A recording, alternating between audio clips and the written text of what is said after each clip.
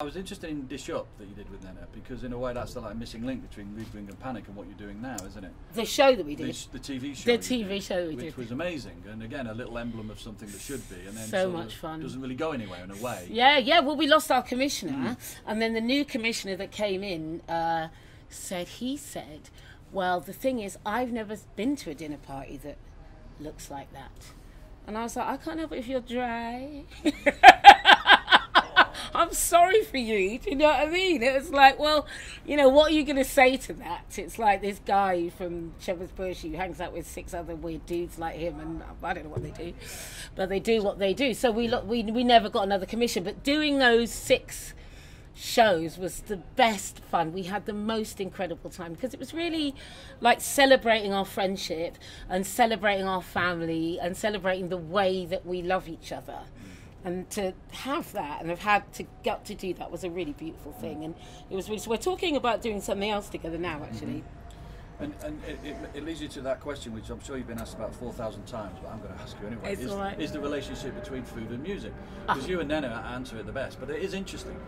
It's interesting, and to me they're inextricably linked. Even when we go back to talking about my dad, and that the best family times, I remember playing Sam Cooke, roasting a chicken, learning to make cauliflower cheese, you know, Al Green, James Brown, Sam Cooke, Patsy Cline, all of these things would be happening whilst happiness was happening.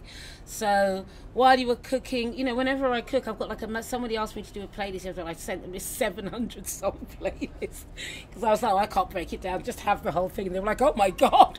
But it's like, that's what it's, for me, music is the food of love.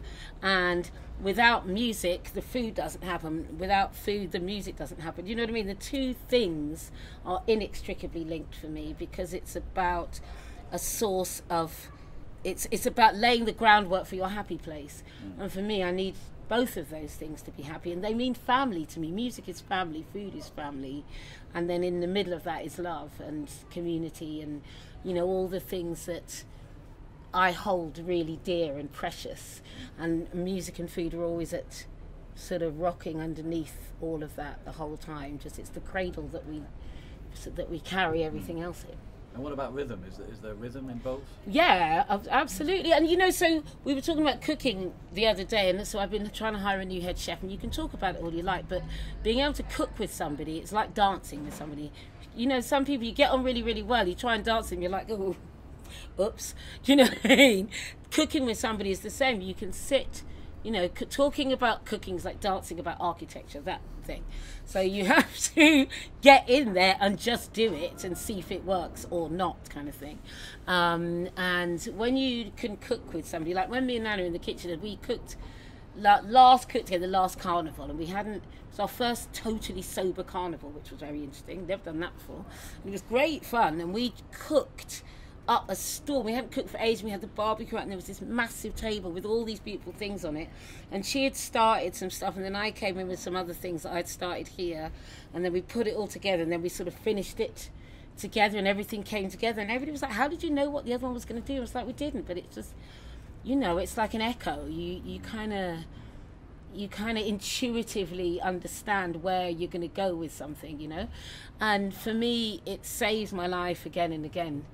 And again, that thing, you know, and for us, when we haven't seen each other for ages, it's like our shorthand, it's our way back to each other without having to kind of, so how have you been? And all of that stuff. It doesn't matter. You just get in there and you're immediately immersed in each other's lives, and you can, you know, you're just there. You're back to where you need to be really, really quickly.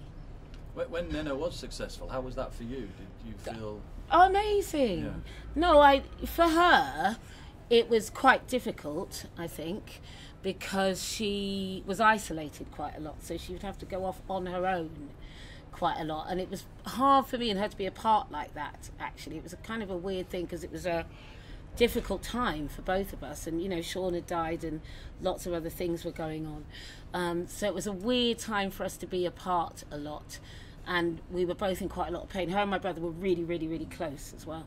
So, but in terms of watching her as an artist, you couldn't be prouder. It's my sister, do you know what I mean? And she's incredible, and she's still incredible. She did that Six Music Festival thing the other day, and when I watched, I got tears in my eyes because she was just there, and I was like, she's just the queen of that shit. She's the queen of cojones, you know. She just stood there. She looked beautiful, and it just kind of falls out of her. And I still find her inspiring. You know, 600 years later, I still look at her and go, wow, you're fucking amazing. You know, and I couldn't be prouder of her and happier. Yeah. And she's just done a new record, and she's really enjoying it again. You know, I think it goes up and down with everything.